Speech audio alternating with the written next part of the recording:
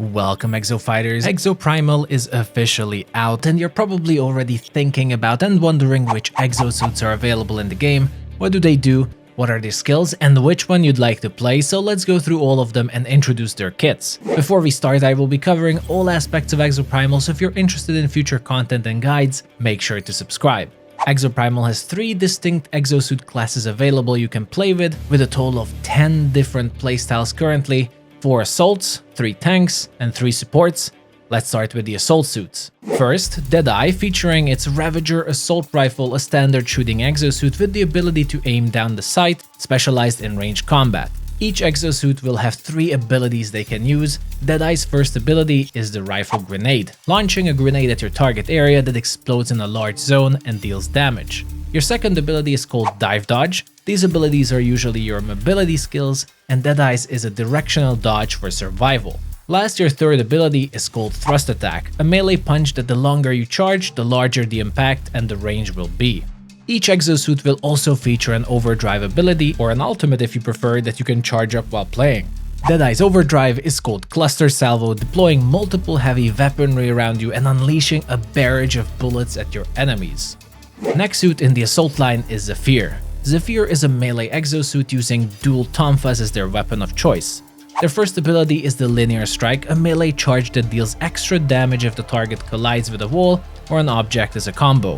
Your mobility skill is called Turbine Step, a directional blink you can control with your directional keys if you wish to move anywhere. And the third skill is Sky High, a combo opener ability kicking enemies up in the air, allowing you to start a combo or finish them using Linear Strike to send them into the ground. Zephyr's overdrive ability is called Limiter Override, which unlocks their full potential, healing the exosuit to maximum and increasing your attack and ability speed while also giving you cooldown reduction.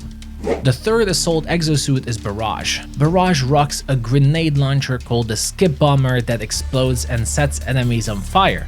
Your primary skill is Triple Threat that launches 3 mines to your target spot and upon using the ability again detonates them in a fiery explosion. Your dart skill is called Flip Dodge. You dodge into your preferred direction and leave an explosion behind that will also send enemies flying and set them on fire. Barrage also has a stun grenade they can use that upon impact will stun all enemies caught within them, setting them up for your grenades. And of course, your overdrive ability, which is called Burning Heart, a special charge attack that detonates you and your surrounding, dealing damage to your own exosuit, but dealing a lot more damage to your enemies. The last assault exosuit is Vigilant, the Sniper, using a railgun as their weapon with the ability to zoom and have powerful blasts in sniper mode. Your movement ability is Volt, a double jump into the air that stops you for a moment, allowing you to take decisive shots at your enemies from above.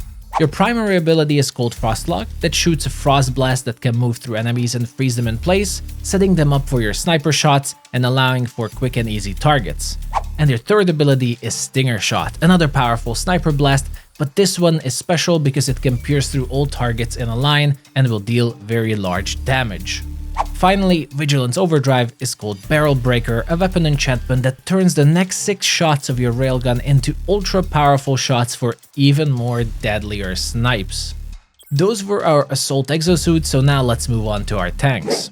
First, Roadblock is a classic shield tank using power gauntlets called the Haymaker and a shield. Their primary ability is called the Shield Blast that sends a shockwave from your shield and pushes enemies back while damaging them, and this damage is stronger the more enemies you hit.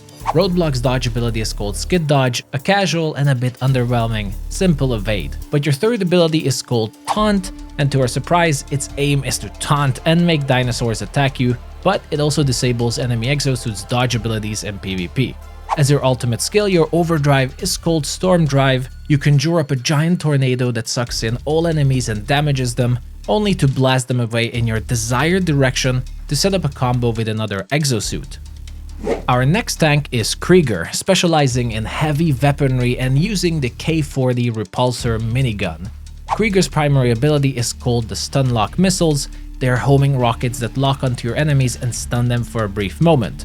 Your dodge ability is called Thruster Dash, which is a speedy evade that damages and pushes caught enemies aside from your path. And lastly, your third and tank ability is called Dome Shield, that blocks all projectiles and small dinosaurs coming your way and stuns larger dinosaurs in collision. Krieger's ultimate overdrive is called the Todesregen or Death Rain, a giant artillery strike that damages all enemies in a large radius for a fairly long duration. Our final tank is called Murasame, our only melee specialist tank with the Kiri Ichimonji. Your primary ability is called the Crescent Moon, a powerful circular attack that also damages and taunts enemies in a large circle. Now the movement ability for Murasame is also quite special. It is a grappling hook called Strafe Hook that allows you to pull yourself to enemies caught, including flying enemies if you like. And your third and tanking ability is the Vajra Counter, a powerful melee shield ability that absorbs attacks from all directions and at the same time powers up your Ichimonji into a powerful melee counter attack if you choose to do so. Lastly, Murasame's overdrive is the Meikyo Shisui, charging all your blades at a high speed to cleave enemies in a line for a powerful one-shot kill.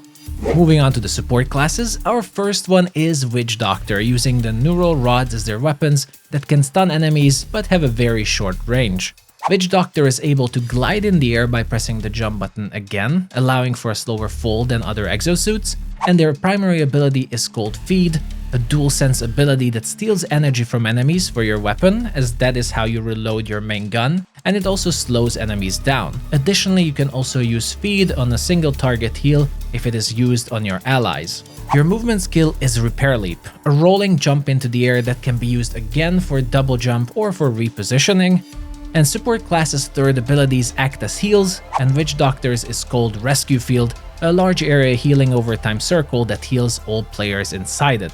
Finally, the overdrive skill for Witchdoctor is the Vital Aura, a huge shockwave of burst heal around Witchdoctor, fully healing all allies, and if there are enemies nearby, it slows them down as well.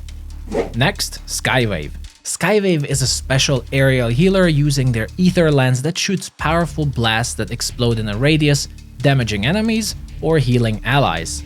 Skywave, as I said, is specializing in aerial combat, and pressing jump again in the air will allow them to float for a longer time and gives them high ground. To support this ability of theirs, their mobility skill is called Slipstream Jump, that sends them high into the air and immediately activates as floating, called Air Supremacy. Their primary ability though is called Optics Jammer, which is a shockwave of energy that heals all allies caught within it and gives the blind status effect to enemies caught. Skywave can also use the Graviton Cage, which is a large area gravity well that will pull all enemies towards the middle as a form of crowd control effect and allow your teammates to quickly deal with them with powerful area attacks. Lastly, Skywave's ultimate overdrive is called Desynchronize, generating a large dome around Skywave, stopping time within it and freezing all enemies caught for a decent period of time.